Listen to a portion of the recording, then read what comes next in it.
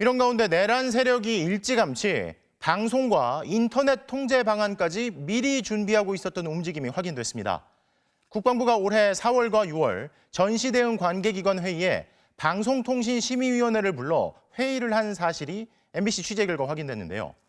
방심위는 이 자리에서 비상사태 발령 시 전시방송 특별지침에 따라 방송사의 직원을 파견하는 방안을 보고했습니다.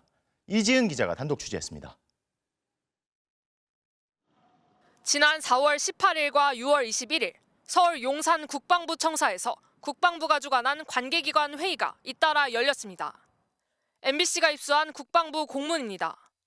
위기시와 전시 허위 정보, 유언 비어와 가짜뉴스 등에 대응하기 위한 협조회의 개최라고 되어 있습니다. 국정원과 법무부, 행안부와 경찰청은 물론 합참과 방첩사령부 등 군부대까지 참석 대상으로 통보했습니다.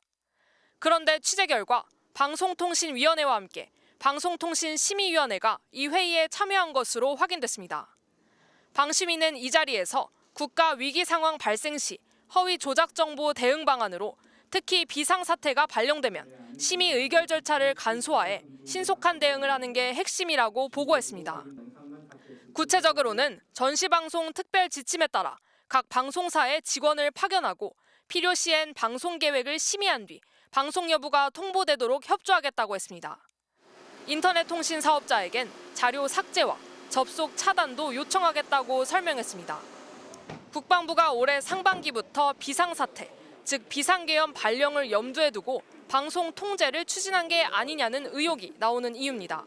언론과 온라인을 통제하는 것은 군의 역할이 아닙니다. 두 차례나 주최한 국가 비상사태 발생 관련 회의는 명백하게 비상계엄을 사전에 준비한 것으로 보입니다.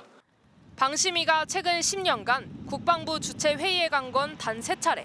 그마저도 한 번은 2021년 10월 코로나19 가짜뉴스 심의 절차를 논의하기 위한 것이었습니다.